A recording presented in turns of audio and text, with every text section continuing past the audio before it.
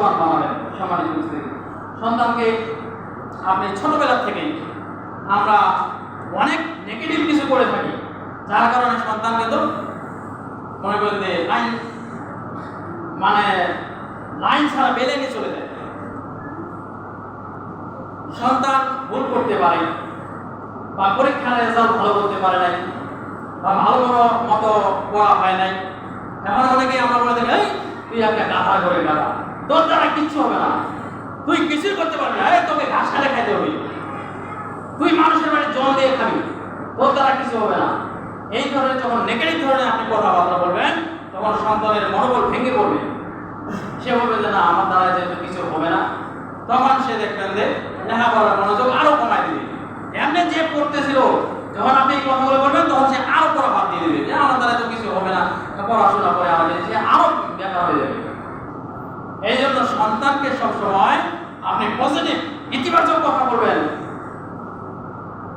যে পরীক্ষায় ভালো কিছু করতে পারে নাই, আপনি বলবেন যে কি সমস্যা, এবার পরীক্ষা রেজাল্ট করতে পারো নাই, সামনে বছর পরীক্ষা দেবে, সমস্যা নেই, আলহামদুলিল্লাহ তুমি খুব ভালো করেছো, তোমার বয়সে আমি এরকম রেজাল্ট করতে পারি নাই, তুমি অনেক ভালো করেছো, কোনো চিন্তা করো না, সামনে বছর পাস করবে, সমস্যা নেই।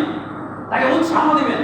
যখন উৎসাহ সে পাবে তখন সে আরো মনে করতে ভালো করে করার চেষ্টা করবে, না আমাকে ভালো কিছু করতে হবে, আগে উৎসাহ দিচ্ছি, তখন সন্তানটা আরো উৎসাহ পাবে, তার জন্য দোয়া করবেন, তখন সে ভালো কিছু করার জন্য আগ্রহ, আরো তার আগ্রহ বেড়ে যাবে। আর যখন আপনি বলবেন যে তোর দ্বারা কিছুই হবে না, তোর মাটি কাটে খাইতে হবে, তুই মানুষের বাড়িতে কাজ করে খাবি, এই ধরনের কথা যখন আপনি বলবেন তখন সে মনে করবে পড়াশোনা আরো কমায় দিবে, আরো তার মনোবল ভেঙে পড়বে, সে মনে করবে যে না, আমার দ্বারা কিছু হবে না, তাহলে পড়াশোনা করে লাভ নেই।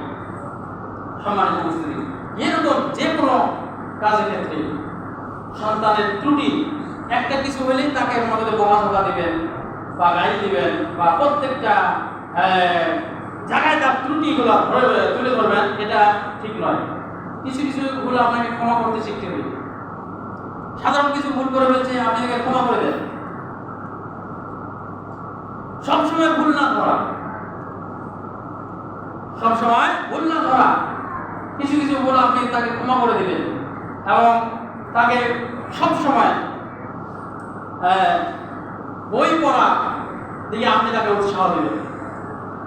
সবসময় রাতে পড়া ঘুমানোর সময় যেন ভালো ভালো বইগুলো